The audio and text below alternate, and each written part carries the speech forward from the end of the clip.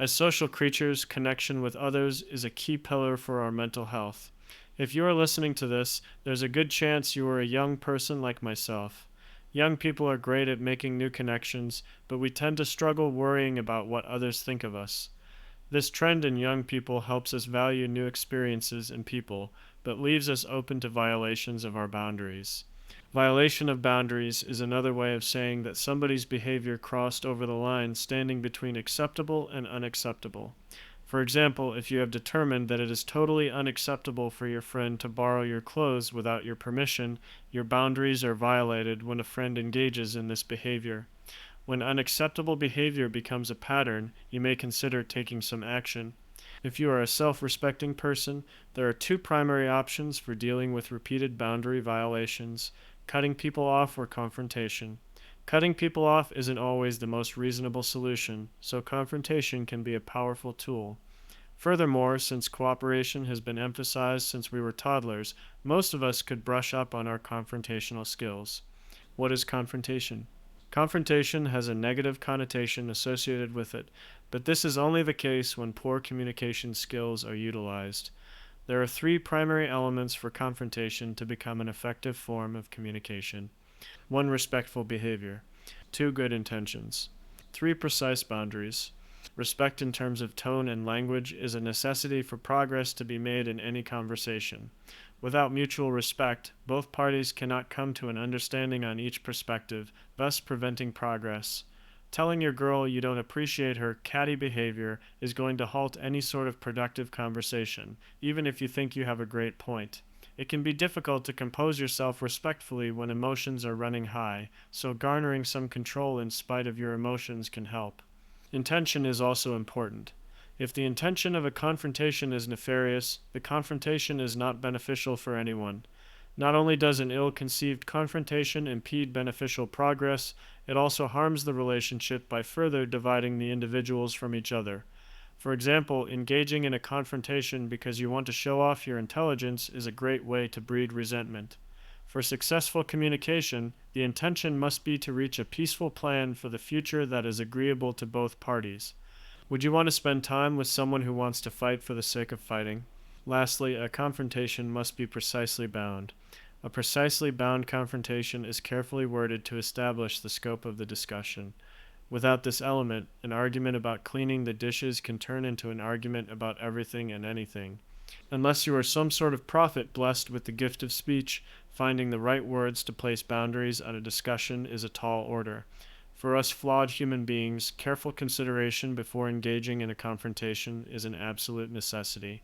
However, this careful consideration requires the ability to confront our worst enemy: confrontation with ourselves. The most important person that we need to be capable of confronting is ourselves. Unless you're in the mood to roleplay M. Night Shyamalan's Split, it would be pretty difficult to cut yourself off. Thus, we need to get confrontational with ourselves. This starts with the ability to be honest with ourselves. There's a reason honesty is considered virtuous. It is good for us and those around us, but it is difficult to practice. The best way to improve at being honest with ourselves is more practice. This includes habitually being honest with others. I'm not suggesting to air people out with exhausting levels of detail about yourself, but maybe just start with avoiding telling lies, perhaps even being mindful of the small, harmless ones. Honesty with others is fairly straightforward, but what does it mean to be honest with ourselves?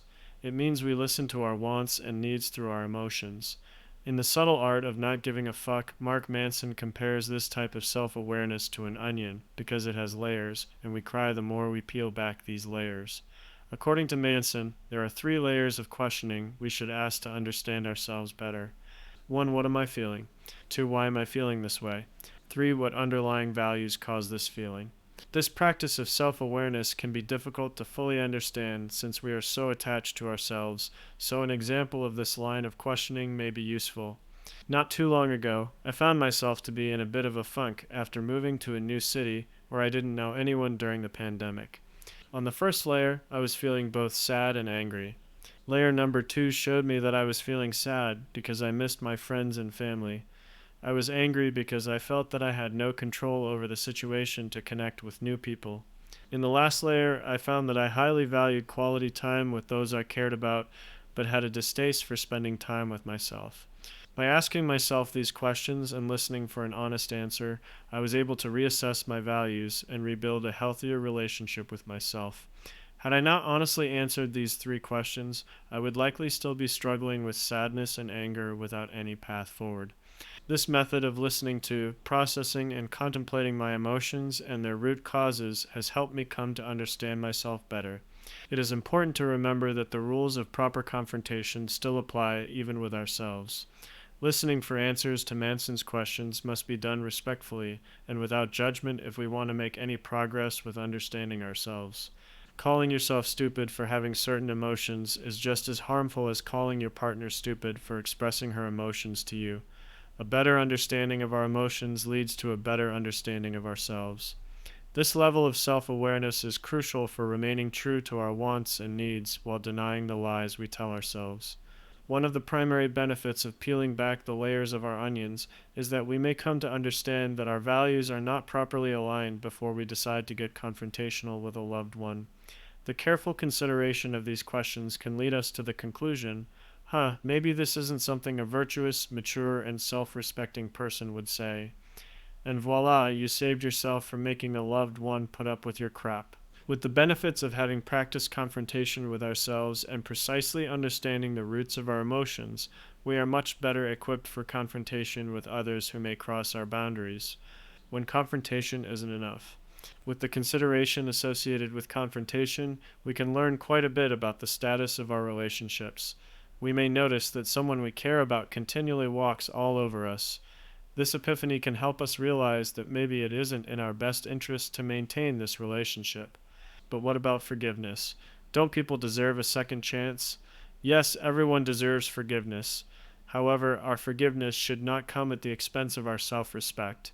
Your confrontational skills could be impeccable, but some people will continue to violate your boundaries. Others may avoid confrontation at all costs because they would rather pretend everything is perfect instead of face the discomforts of a difficult conversation. In these situations, forgiveness may be better described as your ability to let go internally than to make amends externally.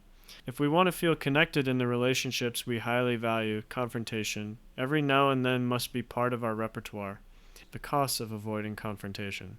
Now you might be thinking, this is sort of interesting, but wow, what a pain to put into practice. Why don't I just say serenity now and let things go? Confrontation is a lot like cleaning. If we don't clean our houses frequently, we risk creating an ugly mess that could damage our housing. Similarly, if we don't effectively utilize confrontation, resentment can build up, creating an ugly mess that could leave us damaged. Furthermore, fear of engaging in any sort of confrontation leads to the absence of emotional intimacy. This lack of intimacy leaves us vulnerable to being blindsided when the dirt piles up. Let fear dictate your relationship, and suddenly you're surprised that your house is collapsing from the resultant mold damage caused by all the filth under your rug. Despite how unpleasant it is, we should take the time to clean up if we want to live in a pleasant environment. The cost of avoiding confrontation is simply much higher than the short-term pain of cleaning up. Conclusions. Adding confrontation and its prerequisite self-awareness as a viable skill to your toolkit is a great way to improve the quality of your relationships while effectively weeding out those that tear you down. Although this essay has focused on the development of our confrontational skills, we must remember that a screwdriver isn't the best tool to hammer a nail. For tools to be effective, we must use them properly. To properly utilize confrontation, we need 1. Mutual respect. 2. Good intentions. 3. Precise boundaries. 4. Honest awareness of our wants and needs.